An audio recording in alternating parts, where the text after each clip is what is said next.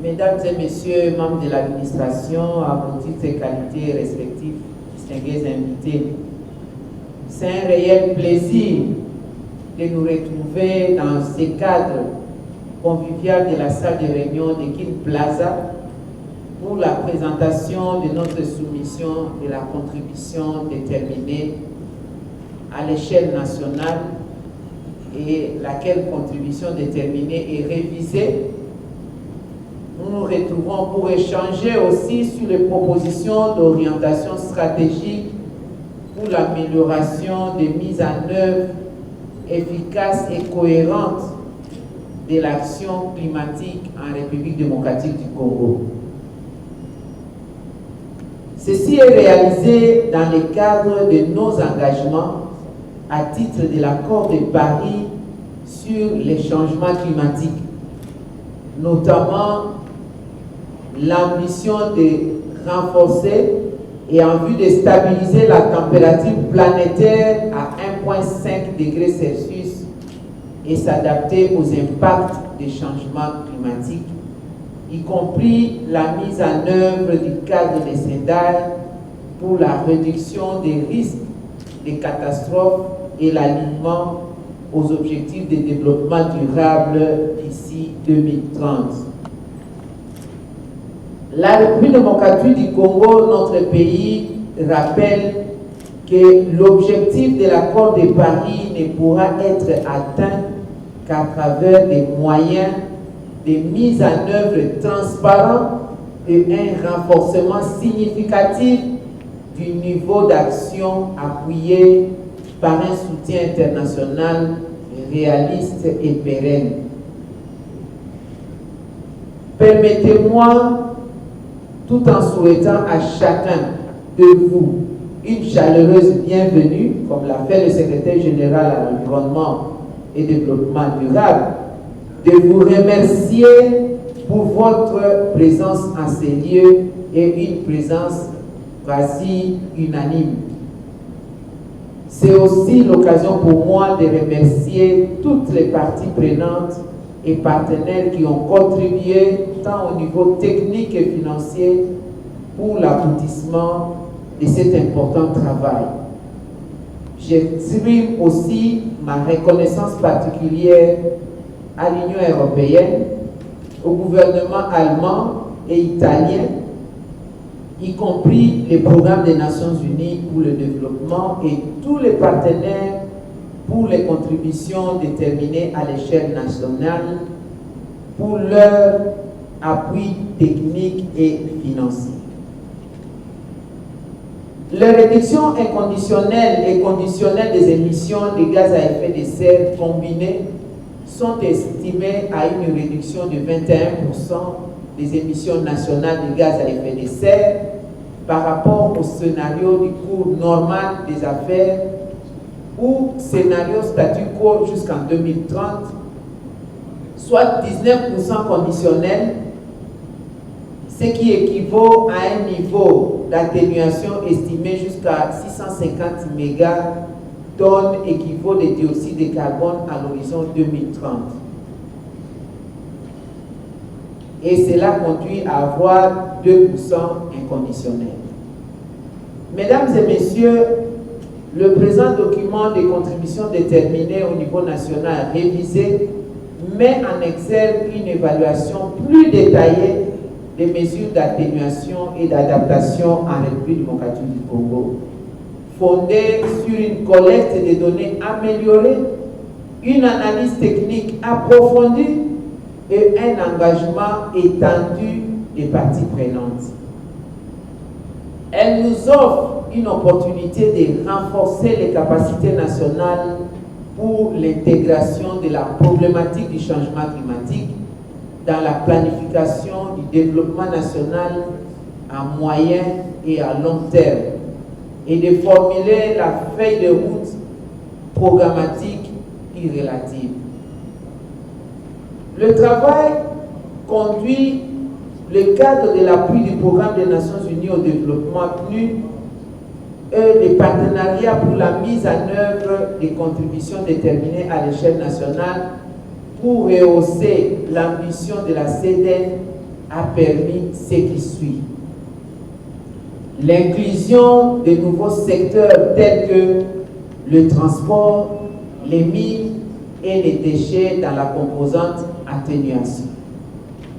Le renforcement de la composante adaptation en tenant compte du plan national d'adaptation initial et du document politique, stratégie et plan d'action en matière de changement climatique qui attend sa validation par le gouvernement. L'intégration des acquis de la tenue de la mise en œuvre du plan d'investissement RED plus en termes de leçons, coûts de réduction d'émissions et efforts impartis dans les projections techniques et financières de la CDL. L'inclusion, tant que possible, des réformes politiques que les mesures et actions concrètes en vue de pourvoir plutôt à un cadre habilitant qui encourage le développement faible en carbone et aussi enfin de mieux identifier les synergies entre adaptation, atténuation et conservation des services écosystémiques en vue d'améliorer l'efficience de la mise en œuvre des actions prévues par la CDL. La révision de la contribution déterminée à l'échelle nationale de la République démocratique du Congo a été complémentaire à plusieurs autres processus, notamment le plan national d'adaptation et le processus d'élaboration de la politique et loi en matière de changement climatique. La mise en œuvre de la contribution déterminée à l'échelle nationale de la RDC fera également appel aux principales composantes ci-après. Premièrement, le renforcement de la gouvernance en matière de changement climatique et la mise en place d'un mécanisme intégré, coordination intersectorielle. Deuxièmement, le développement d'un cadre intégré des mesures, vérification et notification, système national MRV.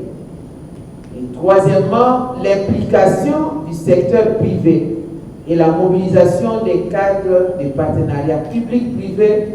en vue de la mobilisation des investissements en faveur de la mise en œuvre des engagements de la RDC à travers la CDL. Et enfin, quatrièmement, le renforcement du leadership politique dans l'action climatique pour la mise en œuvre de l'accord de Paris en République démocratique du Congo. Mesdames et messieurs, je voudrais vous rassurer de la disponibilité et de l'engagement du ministère de l'Environnement et du Développement durable à poursuivre les efforts pour la mise en œuvre de la contribution déterminée à l'échelle nationale de la RDC et la finalisation de la feuille de route pour la mise en œuvre de l'action climatique, tout en améliorant les conditions de vie des populations comme base pour un défi commun. Je voudrais pour terminer aussi renouveler ma gratitude à tous les partenaires qui nous ont appuyés, et particulièrement à l'équipe d'experts nationaux qui ont contribué à l'élaboration et à la consolidation du présent document. La suite du processus que fixe la CDN en RDC, notamment sa mise en œuvre, son suivi et son évaluation, nous obligeront à recourir une fois de plus à vos appuis et services respectifs.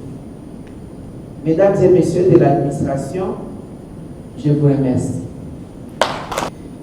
Distingués invités, je me réjouis particulièrement de cette journée qui va largement contribuer au processus qui vise à impliquer et sensibiliser les responsables administratifs des secteurs de la fonction publique, y compris le public, sur l'action climatique à l'échelle globale, mais également à placer la question du développement durable au cœur de l'action du gouvernement de la République démocratique du Congo.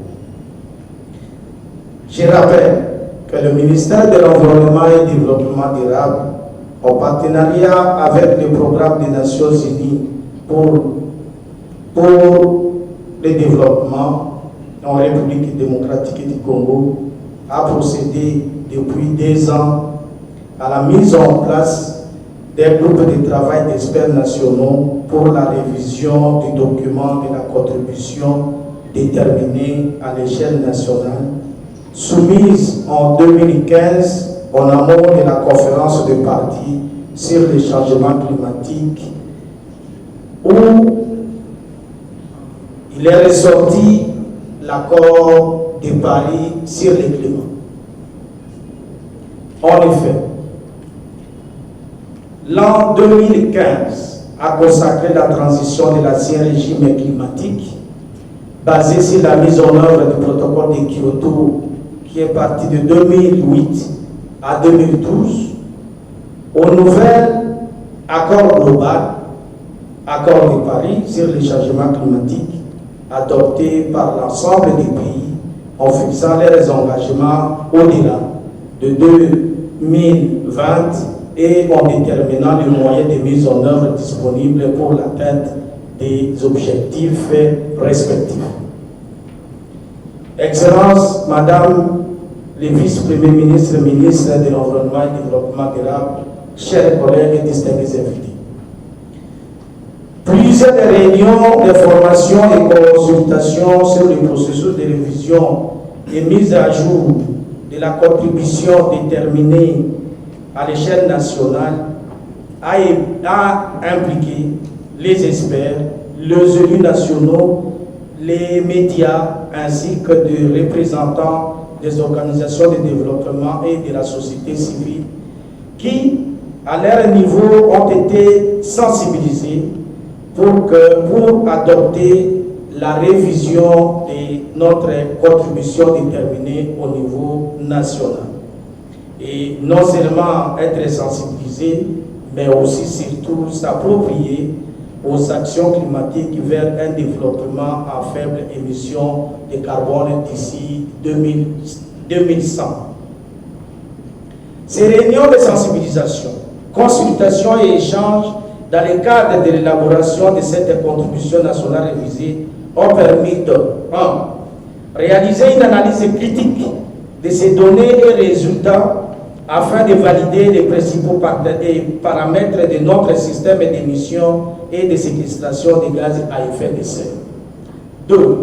Faciliter le dialogue entre les acteurs et faire émerger des pistes de solutions et d'actions prioritaires chiffrées et validées. C'est ainsi que notre pays, la RDC, doit envoyer un signal fort de son engagement en soumettant sa contribution déterminée à l'échelle nationale et révisée et à montrer son leadership dans la conservation de la biodiversité, la gestion durable des forêts, la lutte contre le changement climatique. Excellence, Madame le vice-premier ministre et chers collègues distingués invités, avant de clore mon propos, je voudrais exprimer ma reconnaissance aux différents experts nationaux qui ont contribué à ce processus de révision de la contribution déterminée au niveau national, présentant une synthèse crédible, chiffrée, à la fois réaliste et ambitieuse de notre pays à l'effort mondial et aux différents partenaires pour avoir accepté d'appuyer ces processus. Nous avons à présent l'obligation de travailler ensemble pour lever les défis d'améliorer la qualité des données, des recherches et des technologies innovantes, de mobilisation des financements pour approprier et un engagement ferme dans le renforcement des capacités. C'est dans cette optique que notre pays, qui est aujourd'hui un pays solution pour la réduction des émissions de gaz à effet de serre à travers le monde, que je vous souhaite un bon travail dans ce cadre de l'hôtel Rotana GT.